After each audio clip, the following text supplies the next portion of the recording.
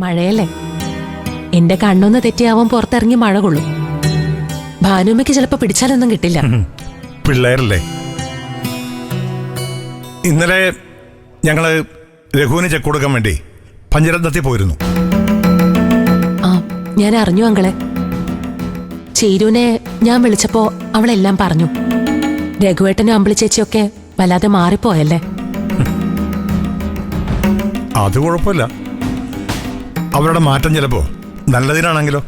അല്ല എന്തിനാ? എനിക്കും അങ്ങനെ തോന്നിയേ. സ്വന്തം നിലയ്ക്ക് രക്ഷപ്പെടണമെന്ന ആത്മവിശ്വാസം ഉണ്ടെങ്കിൽ ഉറപ്പായിട്ടും അവർ രക്ഷപ്പെടും. ആ ചെക്കന്നാല് അനുവിനെ ഏൽപ്പിച്ചേക്കെന്തിരാ? ശരി, നീ പറയുന്ന ദിവസം നമുക്ക് ഷോപ്പിന്റെ രജിസ്ട്രേഷൻ നടത്താം. ആ, ഇപ്പൊ അത് കയ്യിൽ തന്നെ ഇരിക്കട്ടെ. എന്റെ കയ്യിൽ വെച്ചിട്ട് എന്തിനാ? രജിസ്ട്രേഷന്റെ ടൈം ആവുമ്പോ തന്നാ മതി.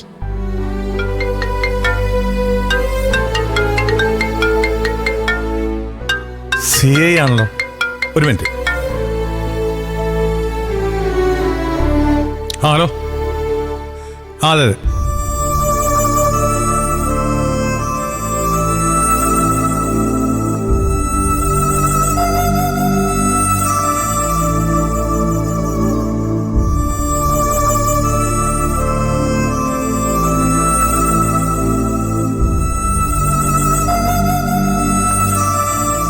ആ വിനയൻ വലിയ ശല്യമാവുന്നുണ്ടല്ലേ?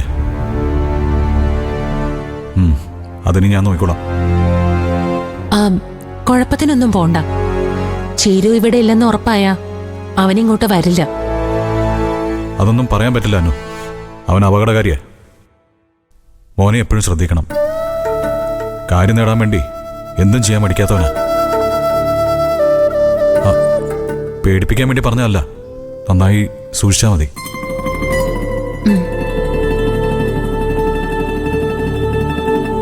മഞ്ചാടി നമ്മളെയൊക്കെ പ്രതിസന്ധിയിലാക്കുന്ന ലക്ഷണമാണല്ലോ. മഞ്ചാടിയോ? അവൾ എന്ത് ചെയ്തങ്ങളെ? അവള് പുതിയൊരു പരാതിയായിട്ട് CAയെ സമീപിച്ചു. പരാതിയുടെ പേരില് അവിടെ സംശയിക്കുന്ന ചിലരുടെ പേരുകള് മഞ്ചാടി CAയ്ക്ക് നൽകിയിട്ടുണ്ട്. അതൊന്നും അല്ല പ്രശ്നം. ആ പ്രതികൾ ചെയ്ത കാര്യങ്ങളെല്ലാം തന്റെ അച്ഛനെ അറിയാവുന്നൂടിയാ അവിടെ പരാതി പറഞ്ഞിരിക്കുന്നത്.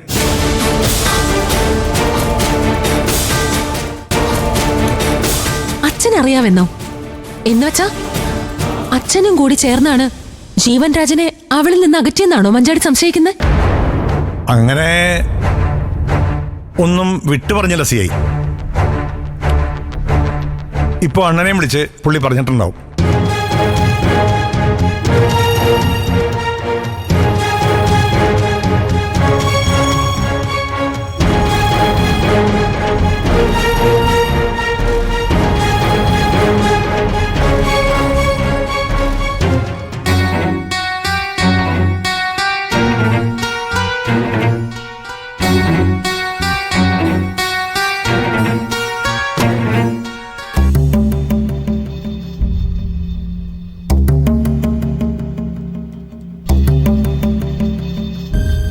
അച്ഛാ, ദാ ചായ. ഇപ്പൊ ഒന്നും വേണ്ട മോളെ.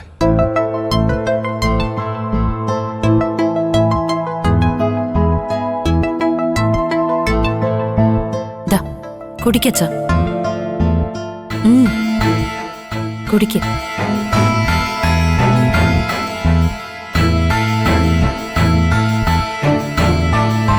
അച്ഛനെന്താ പുറത്തേക്കൊന്നും വരാതെ മുറി തന്നെ ഇരിക്കുന്ന? വയ്യായിക വല്ലതുണ്ടോ അച്ഛാ? ഏയ്, കുഴപ്പമൊന്നുമില്ല മോളെ. മുറിയിൽ നിന്ന് ഇറങ്ങിയിട്ട് എന്തിനാ? ആരെ കാണാനാ? ആരുടെ മുഖത്തൊരു തെളിച്ചുമില്ല. പഞ്ചരത്നത്തിലെ വെളിച്ചം നഷ്ടപ്പെട്ടുകൊണ്ടിരിക്കുക. ഞാനും കൂടി തിരിച്ചു വന്നത് അച്ഛന് കൂടുതൽ സങ്കടായല്ലേ? നിന്നെ അച്ഛനല്ലേ ഇങ്ങോട്ട് കൂട്ടിക്കൊണ്ടുവന്നത്. നീ ഇങ്ങോട്ട് വന്നതിൽ അച്ഛന് സന്തോഷമുള്ളൂ. ഇനി നിന്റെ മക്കളെ കൂടി ഇങ്ങോട്ട് കൊണ്ടുവരാൻ പറ്റാ അച്ഛന് സമാധാനായി. പിന്നെ അവന്റെ അടുത്തേക്ക് നിങ്ങളെ ഞാൻ അയക്കില്ല. അച്ഛൻ ജീവിച്ചിരിക്കുന്നിടത്തോളം കാലം നിങ്ങൾക്കൊന്നിനും ഒരു കുറവും വരുത്തുകയില്ല. ഇത്രയും കണക്കൂട്ടൽ അച്ഛന്റെ മനസ്സിലുണ്ടായിട്ടും അച്ഛൻ എന്തിനിങ്ങനെ തളർന്നിരിക്കുന്ന? അമ്പിളി ചേച്ചിയുടെ ഈ സ്വഭാവമാണോ, അതോ ഒരു കാര്യമില്ലാതെ ദയ ഇവിടെ വന്ന് നിൽക്കുന്നതോ?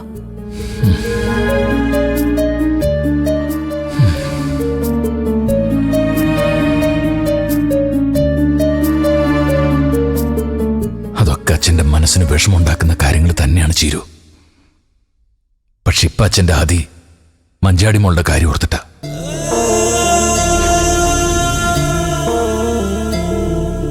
അവളുടെ കാര്യത്തിൽ പെട്ടെന്ന് രാധ ഉണ്ടാവാൻ എന്താ അച്ഛാ കാര്യം? മഞ്ചാടി ജീവൻ രാജിന്റെ വീട്ടിൽ തന്നെ ഇല്ലേ അച്ഛാ? അവനെക്കുറിച്ച് അരുതാത്ത എന്തെങ്കിലും വാർത്ത അച്ഛൻ അറിഞ്ഞോ? ജീവൻ രാജിനെ കുറിച്ച് ഒന്നും അറിഞ്ഞില്ല. പക്ഷെ അവൻ എന്തു പറ്റിയെന്നറിയാൻ മഞ്ചാടി വീണ്ടും CIയെ സമീപിച്ചിരിക്കുക. അവര് അന്വേഷിക്കുന്നുണ്ടല്ലോ അച്ഛാ, പിന്നെന്തിനാ അവള് വീണ്ടും വീണ്ടും? അത് വീണ്ടും വീണ്ടും ചെന്ന് സമ്മർദ്ദം ചെലുത്തിയാലേ അന്വേഷണം ഊർജിതമാകുമെന്ന് മഞ്ചാടിമോൾക്കറിയാം.